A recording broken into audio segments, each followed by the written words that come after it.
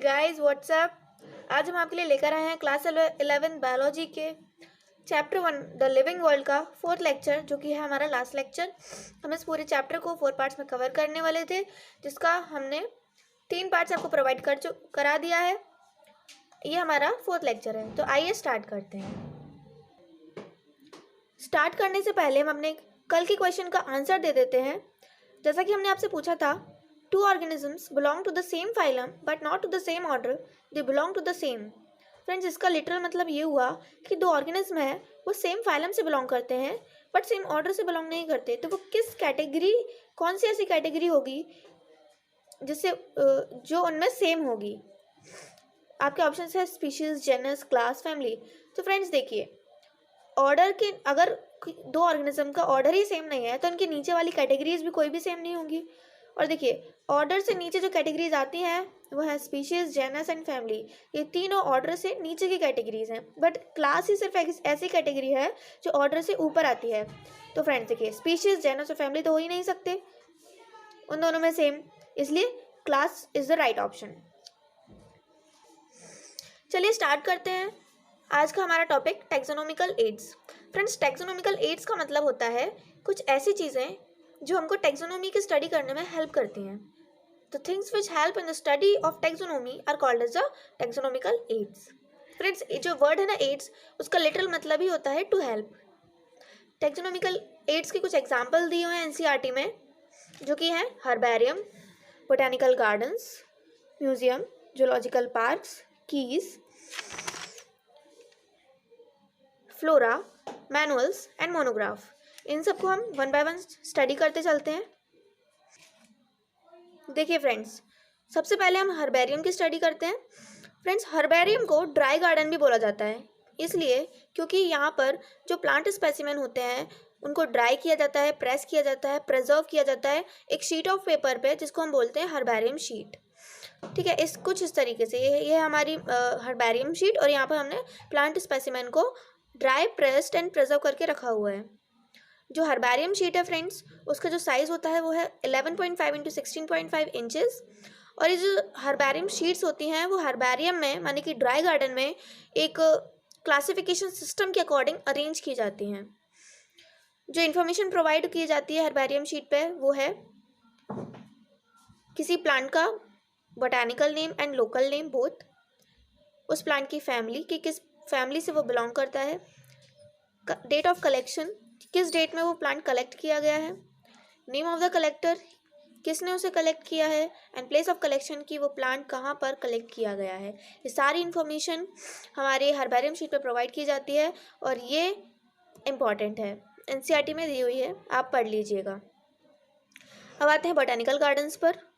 Friends, botanical gardens ऐसे gardens होते हैं जहाँ पर लिविंग प्लांट्स को आइडेंटिफिकेशन पर्पस के लिए रखा जाता है और उन्हें उनके बोटेनिकल नेम एंड फैमिली से मार्क किया जाता है। हर्बेरियम एंड बोटेनिकल गार्डन में यही फ़र्क है कि हर्बेरियम में डेड प्लांट्स को प्रेस्ड एंड प्रिजर्व करके रखा जाता है हर्बेरियम शीट पर, बट बोटेनिकल गार्डन्स में लिविंग प्लांट्स को रखा जाता है। फ्रेंड्स, एनसीईआरटी में कुछ एग्जाम्पल दिए हुए हैं बोटेनिकल गार्डन्स के, वो ये रहे Q England, Indian botanical garden, national botanical garden Lucknow. ये एग्जाम्पल्स बहुत ज़्यादा इंपॉर्टेंट हैं। अब आते हैं म्यूज़ियम पर। म्यूज़ियम में जो एनिमल्स एंड प्लांट स्पेसिमेंस हैं उनको रखा जाता है। जूलॉजिकल पार्क्स, ये ज़्यादा समझाने की ज़रूरत नहीं है, सबको पता है। जूलॉजिकल पार्क्स में लिविंग एनिमल्स को रखा जाता है आइडेंटिफिकेशन पर्पज़ के लिए। अब आते हैं फ्रेंड्स कीज़। देखिए फ्रेंड्स, एनसीईआरटी में कीज़ को ज़्यादा इलेबोरेट नहीं किया गया है, इसलिए हमें भी ज़्यादा डिटेल में पढ़ने की ज़रूरत नहीं है।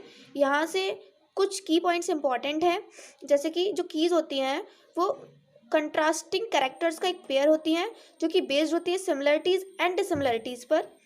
और जो कंट्रास्टिंग कैरेक्टर होते हैं कीज़ में, उनके पेयर को हम बोलते हैं कपलेट। ये वर्ड इंपॉर्टेंट है, couplet. And each statement in the key is called the lead, और ये भी इंपॉर्टेंट है, लीड। ठीक है। And friends, keys are analytical in nature. ये फ्रेंड्स नीट में एक बार आ चुका है, एक ऑप्शन था keys are analytical in nature, एक क्वेश्चन का। तो फ्रेंड्स ये इंपॉर्टेंट है।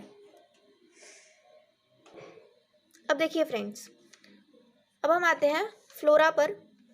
फ्रेंड्स, फ्लोरा ये एक टैक्सोनॉमिकल एड है जिसमें किसी पर्टिकुलर एरिया में जो प्लांट स्पीशीज होते हैं उनके बारे में इंफॉर्मेशन प्रोवाइड की जाती है।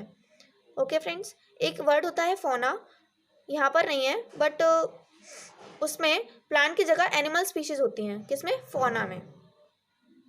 ओके, अब आते हैं मैनुअल्स। ये एनसीईआरटी में दी हुई हैं, हाईलाइटेड पॉइंट में नहीं दी हुई हैं, बट जब आप पढ़ेंगे उसको तो ये दोनों आपको मिलेंगे, एक मैनुअल्स और एक मोनोग्राफ। फ्रेंड्स, मैनुअल में क्या होता है, जितनी भी एक एरिया में स्पीशीज फाउंड होते हैं उन सब के नाम दिए जाते हैं। और मोनोग्राफ में क्या होता है, किसी भी एक टैक्सॉन के बारे में सारी इन्फॉर्मेशन प्रोवाइड की जाती है।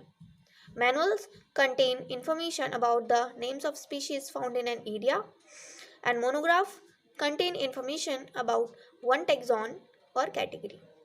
ठीक है फ्रेंड्स, मैनुअल्स और मोनोग्राफ में यही डिफरेंस है कि मैनुअल्स में सारी स्पीशीज के नेम प्रोवाइड किए जाते हैं किसी पर्टिकुलर एरिया में, और मोनोग्राफ में किसी एक टैक्सॉन के ऊपर या एक कैटेगरी के ऊपर इंफॉर्मेशन प्रोवाइड की जाती है। ओके फ्रेंड्स, तो आज के लिए इतना ही। जाते जाते हम एक क्वेश्चन आपसे पूछ लेते हैं। Which of the following information is not provided in the herbarium sheet? Plant's botanical name, plant's height, name of the collector, date of collection। तो ये आपका क्वेश्चन, आपके 4 ऑप्शन। जल्दी से इसका आंसर हमें कमेंट करके बताइए, और जो लोग इसका सही आंसर हमें कमेंट करके बताएंगे उनका नाम हम अगली वीडियो में हाईलाइट करेंगे। फ्रेंड्स, तब तक के लिए बाय बाय। और आपको हमारा चैनल अच्छा लगा हो, कुछ सीखने को मिला हो, तो हमारे चैनल को लाइक कीजिए, शेयर कीजिए, सब्सक्राइब कीजिए और बेल नोटिफिकेशन को ऑन कीजिए ताकि आप हमारा कोई भी अपडेट मिस ना कर सकें। Thank you.